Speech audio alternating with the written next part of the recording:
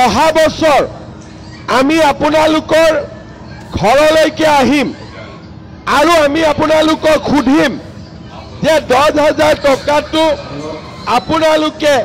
ক'ত খৰচ কৰিলে বোলে মই 10,000 টকাটো সুন্দৰভাৱে মই খৰচ কৰিছোঁ আপোনালোকে চাই যাওক লগে লগে মই আপোনালোকক আকৌ এনেকে মিটিঙলৈকে মাতি আনিম আৰু 25,000 টকা আপোনালোকক মই দিম 25,000 টকা মই দ্বিতীয় কিস্তিত আপোনালোকক দিম আৰু 25,000 টকা যদি আপোনালোকে ভাল কৰি খৰচ কৰে আপোনালোকক চৰকাৰে 50,000 টকাকৈ আপোনালোকক দিব তাৰ মানে প্ৰথম কিস্তি 10,000 টকা দ্বিতীয় কিস্তি 25,000 টকা আৰু তৃতীয় কিস্তি 50,000 টকা সৰ্বমুঠ 85,000 টকা আপোনালোকে চৰকাৰৰ পৰা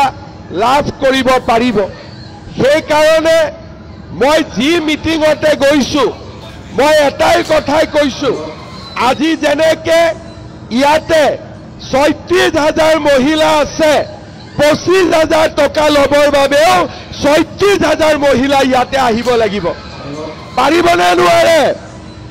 পিছফালে কওক পাৰিবনে নোৱাৰে পাৰিব এইটোৱে হৈছে মহিলা উদ্যমিতা আঁচনি এতিয়া আপোনালোকক মই বুজাই দিলো যে কেনেকৈ আমি 10,000ৰ পৰা 25,000 পাব পাৰো আৰু 25,000ৰ পৰা 50,000 টকা পাব পাৰো কিন্তু ইয়াত এটা সৰু চৰ্ত আছে সেইটো হল 10ৰ পৰা 25ত যাওঁতে 25ৰ পৰা 50লৈকে যাওঁতে আমাৰ ঘৰত বাচ্চা 3টাৰ পৰা 4টা হ'ব নালাগে বুজি পালে নে নাই যদি বাচ্চা ঘৰত বেছি হয় তেওঁলোকৰ পঢ়া শুনা চিন্তা কৰিব লাগিব তেতিয়া আৰু লাখপতি বাইদেউৰ চিন্তা কৰি লাভ নহব সেই কাৰণে মই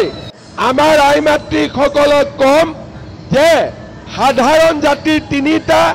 জনজাতিৰ 4টা তাতকৈ যাতে